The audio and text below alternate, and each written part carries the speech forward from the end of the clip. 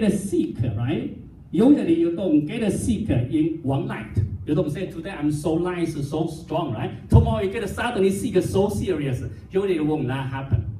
It usually eventually happen. When you get sick, you probably know you already get this trouble a while ago, right? You probably don't feel comfortable. In that case, we call sub-health. Sub-health is the case between health and the sick situation. It's not completely sick, but it's not a regularly normal situation.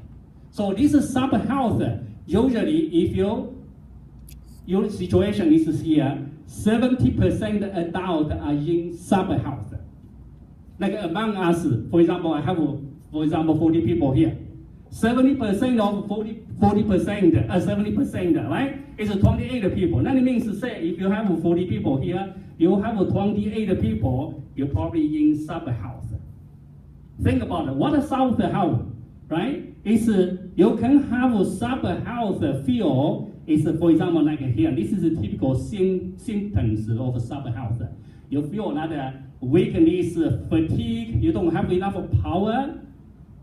You also can be, your thinking is slow, you have a headache, you have a facial pain, eye fatigue, vision loss. You could have your hand, foot, and numbness. You could feel another cold of your hand or foot. All this looks like a small thing, but it's all because of you have something started already. You have something unusual. You need to take care of that. Don't wait until serious and take care of it too late. So usually you have high loading, high blood pressure, high blood lipid, high blood sugar, and high blood viscosity, right? High body weight and then low immune function. That's talking about here. So if you don't take care of, in this case, for your sub-health, you don't take care, what could be serious outcome there? That could be 2/3 of people could die from cardiovascular and cerebrovascular disease. You could get a get a stroke. You could get a heart disease, something like that. 2/3 people, even 60% can be if you don't take care of your sub-health. It could be there is 1/5 people can die from smoking-related disease, and 1/10 people die of cancer. 1/10 of people are expected to enjoy your life. Okay, only 10% of people. If you don't take care of your sub-health, okay, you're lucky. Your life is just very smooth. Everything is fine. But only 10% of people. It's a very low range, right? So let's see what we should do. Here you can understand that people's aging, it means you're getting older and older. This aging will produce disease. When you are young, you are very healthy, but don't expect the whole life like this, without any change. When you get older, day by day, your health, it can be getting worse. And you also should understand that your body is like a car. You're driving car, keep running day by day. Your heart is every time working there, never stop. Even when you're sleeping, your heart is still working there.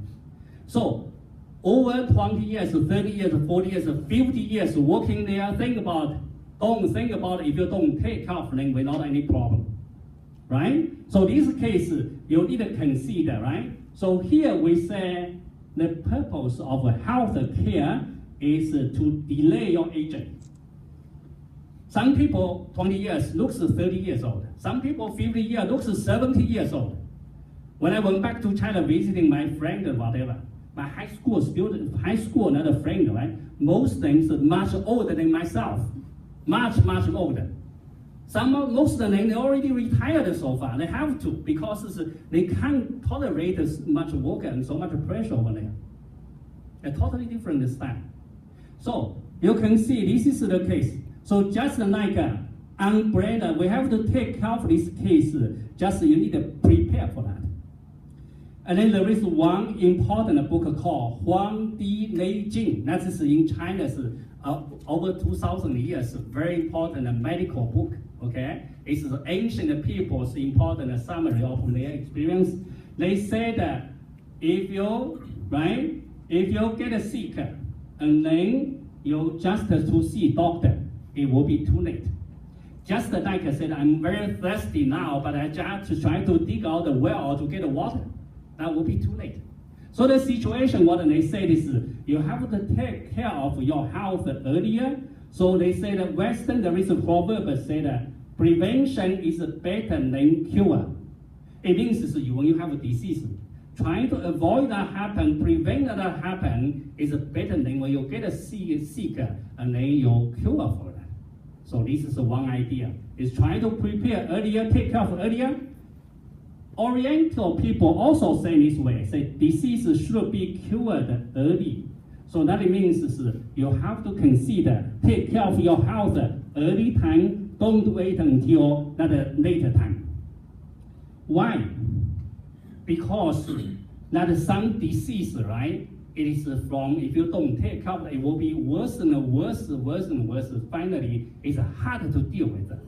But at the beginning, it can be easier to deal with, right? So for example, type 2 diabetes. Type 2 diabetes is very popular, okay? And it's a very serious problem. In Canada, it's so popular there. So this disease, right, at the beginning, there is not much symptoms here. Maybe just they feel tired, fatigue, and they also sometimes you have too many pee, you feel thirsty, you eat more, your weight loss, something like that. Looks like not serious.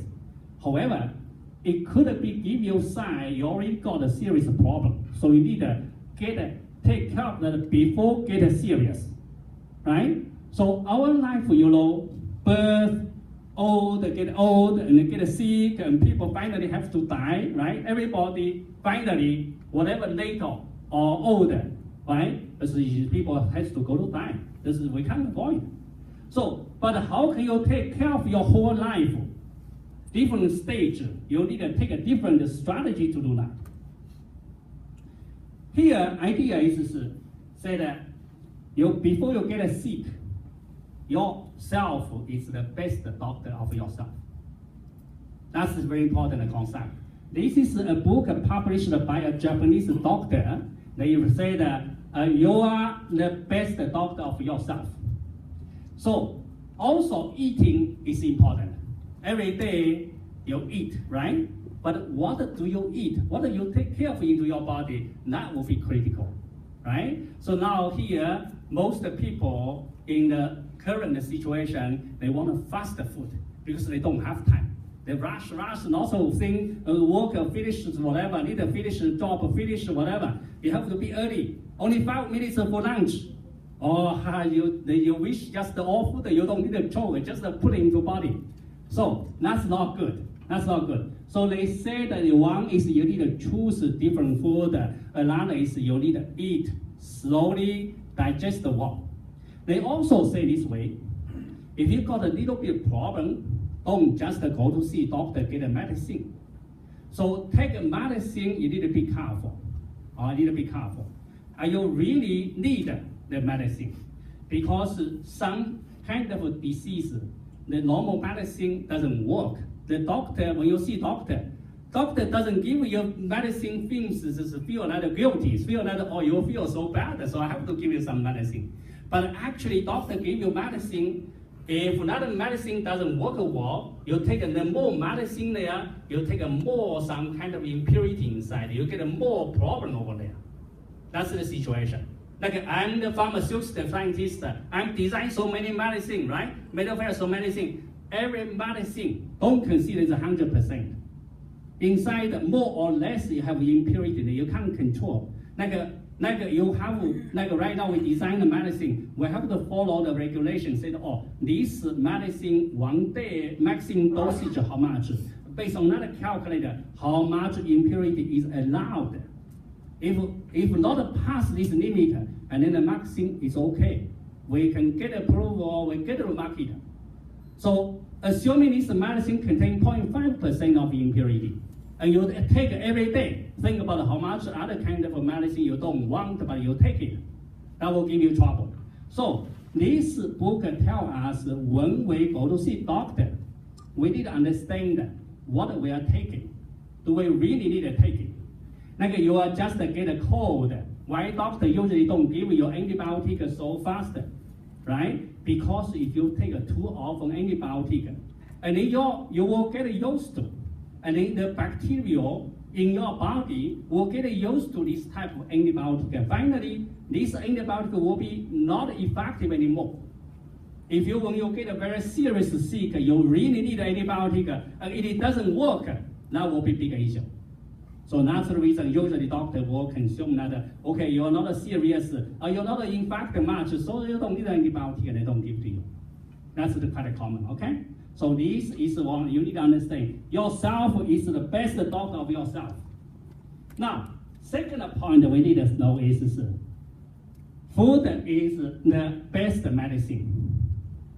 Every day when you eat, like a vegetable, like a fruit, like a meat, whatever we eat, right? If you only eat meat, you probably don't have enough vegetable, you will have a health issue, right? Now, if you eat reasonably, right? That based on what you need, based on the scientific design something, and then your health will be automatically good.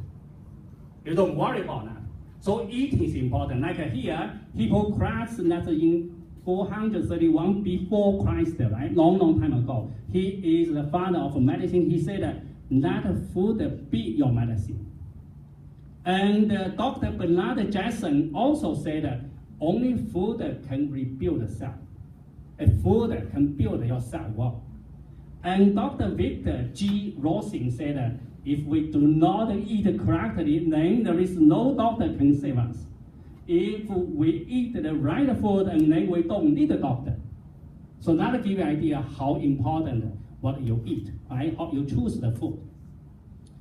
So, and then we'll see, usually, what disease, what kind of problem usually people get. Here, the three most important sources of the disease is like here. One is the disease due to poor circulation. What is circulation mean? You understand that we eat food getting our stomach digested, and then any nutrient, get important nutrient part will be absorbed into our blood, circulated to whole body. For example, when you get a heat, how can you get a heat? When you feel that your hand, you get a heat. If people get hungry, and then he could be whole body be cold, very cold, because he doesn't have a source of heat. The reason you have heat is simply saying this way. Say, for example, you're eating starch, you eat rice, you eat flour, bread, whatever, right? The majority of this food is starch. Starch is a polysaccharide. Polysaccharide simply says a polysugar. It's a kind of polymer. So starch is you have glucose, sugar, many molecules of sugar. They bind together through oxygen. That is called polymer. So this starch, when you eat into your body, you digest it, hydrolyzes into another molar sugar. Molar sugar simply says is glucose. Glucose, and then you suck into your blood. And then when we breathe, we get oxygen, right? Our oxygen through our lung getting into our blood as well. And then glucose with the oxygen, they react together. It's a kind of combustion. This combustion is not means you get a fire, you don't need a fire, but they react together, get a carbon dioxide and water. That gives you lots of heat. Same as if you burn glucose, burn organic compound out, you're going to give lots of heat out. The same situation, exactly the same. You even can calculate how many that kilojoules that heat can be given out. You can calculate it. Okay? So this is the one idea, said when you eat something, that circulated through our blood, right? So here we say the circulation is this way, is your blood through the blood vessel come out from your heart, go into whole body different places. That is, you bring the nutrition into the body different parts. Then, like I said just now, your glucose burn out the generate carbon dioxide, right? and this carbon dioxide collected back through the vessel.